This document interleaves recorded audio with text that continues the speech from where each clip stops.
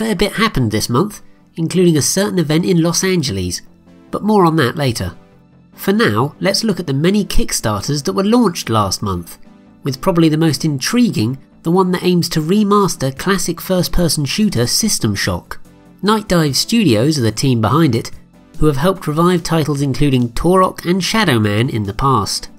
It's well on its way to meeting its $900,000 target, and for $30 you can bag yourself a digital copy of the game on Xbox One, Steam, or Good Old Games when it's complete. There were also 2 Kickstarters for retro-themed books launched last month. The first was for the story of the Commodore Amiga in pixels. A paperback copy will set you back £25, and it's already been successfully funded. If you're interested in it, you have just over a week to snag yourself a copy. The second is the complete SNES collector's book and guide, which pretty much does what its title would suggest. It's also been successfully funded, and a physical copy will cost you $60. Moving away from books and onto documentaries, a Kickstarter for easy-to-learn, hard-to-master The Fate of Atari has been launched. It looks at the rise and fall of what was once one of the biggest games companies in the world, and does this primarily through interviews with the people involved, including Nolan Bushnell and Ray Kassar. It hasn't reached its target yet. Perhaps as a digital copy will set you back a somewhat pricey €20. Another documentary that's taken to Kickstarter is From Bedrooms to Billions, The PlayStation Revolution, which explores the influence of Sony's first video game system. A digital copy will cost you a mere £10, which thanks to the currently fluctuating value of the sterling is basically the price of a packet of crisps. As for Kickstarters that finished last month, it was a mixed bag. I'll start with the good, namely the NES Visual Compendium smashing its funding target of £25,000 within a day, and subsequently battering through its stretch goals. The Mastertronic Archives book was also successfully funded, but sadly the Kickstarter for Xenocider on the Dreamcast wasn't so lucky, and fell well short of its goal. Its creator has said that this is not the end of the line for the project though. To round this section off, the Amstrad CPC's 30th anniversary was celebrated by a Megademo video being created that demonstrates what the 8-bit computer was capable of. Quite a lot as it turns out. It's free to download if you want to check it out, and I've given a link to it in this video's description.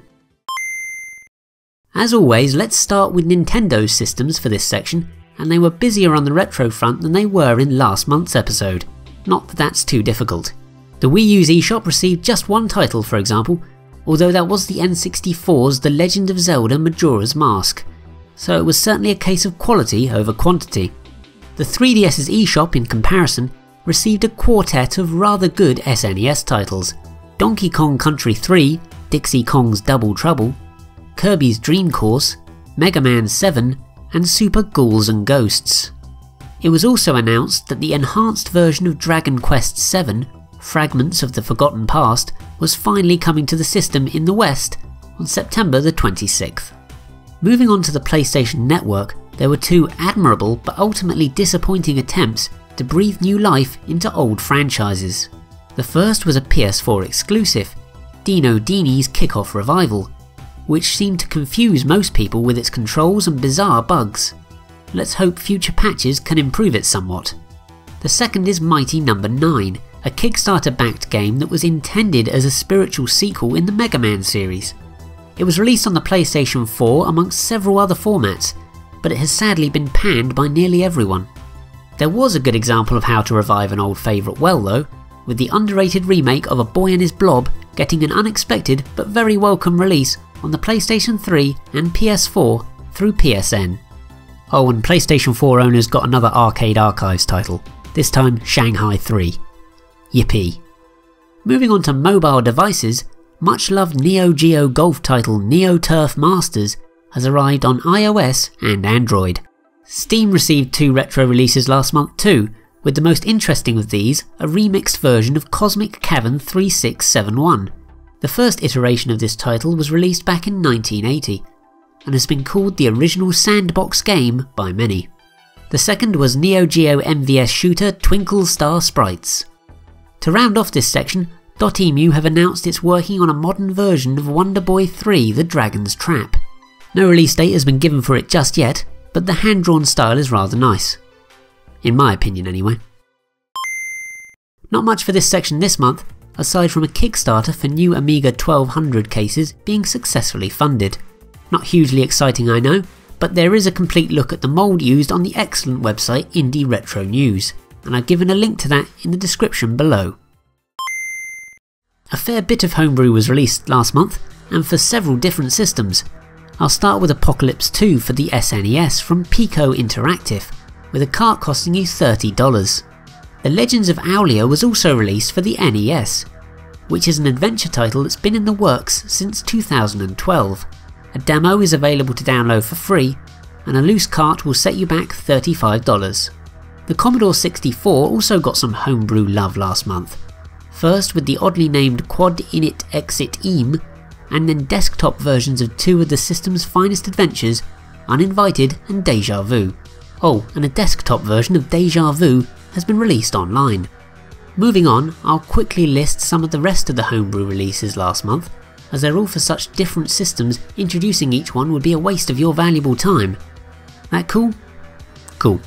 They are Blocky Skies for the Amiga, Double Bubble for the ZX Spectrum, U-Wol Quest for Money for the MSX2, Swabby for the Sega Game Gear, and an unofficial collection of 12 soccer titles for the Amiga CD32 called Football Fever. Some of the games included in the latter are Kick-Off 2, Manchester United Europe, and Goal! I emphasise that last one as there's an exclamation mark in its title. It's important to be accurate with these things. Finally, for new Homebrew releases in this section, was an unofficial port of Gunfight for the Atari 8-bit, and then an improved version of The Dark, which is a first-person shooter for the ZX Spectrum. Yes, an FPS for the Specky. I couldn't believe it myself. Moving on to Homebrew yet to come, a demo is available for Rocket Boy on the Game Boy, and a new trailer has been revealed for Neo Geo title Kraut Buster. The former has no release date, but the latter will be out in the second quarter of 2017. Project Leela and Project Alar City, both for the Amiga, are also in the works, although no launch date is set for either. Finally for this section, a teaser video has been revealed for Adios a la Casta Episode 2 for the Amstrad CPC, with a demo expected soon. Stay tuned. Just one game for this section, but it's an interesting one. A prototype version of Ecco 2, Sentinels of the Universe for the Dreamcast. It's been released online and can be downloaded for free, but be aware it's far from finished. Get it? Fin-ished? Because Ecco's a dolphin? And dolphins have fins? Let's move on. 4 fan translations this month, with Magical Vacation for the Game Boy Advance, Sanrio Carnival for the NES, Hyper-Iria for the SNES, and Mega Man & Bass Challenger from the Future for the Wonder Swan.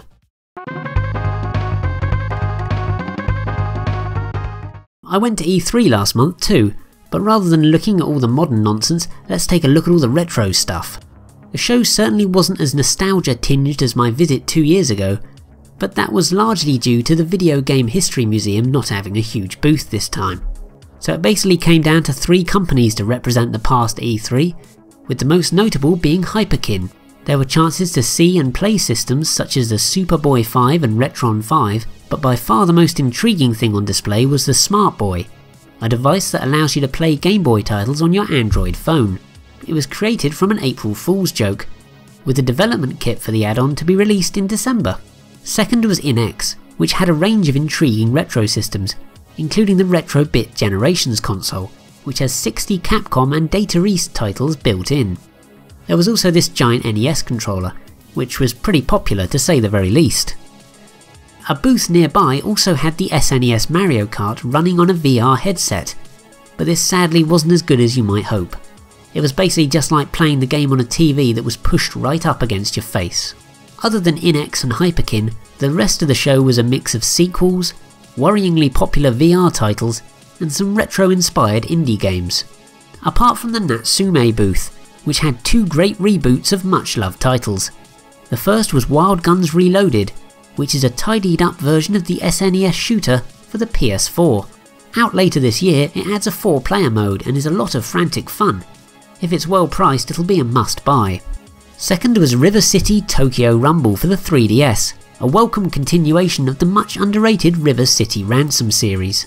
It keeps the franchise's 2D visuals, but you can tilt the plane by pressing a button. I wasn't sure exactly what the point of that was, but it's nice anyway. It'll be out later this year. That was pretty much all I saw that could be considered retro at E3 then, but here's some nice footage of me on an airport buggy to end this mini roundup. And that's the end of this month's episode. Quite the epic. Thanks so much for watching right to the end, and please do like this video if you want the show to continue, as well as subscribe to know exactly when the next instalment arrives. I'd also like to thank Simon Drake for his help filming the E3 segment of this video, and you can check out his excellent retro website Rings and Coins by visiting the link in the description below. Bye for now. Help me! I don't want to die!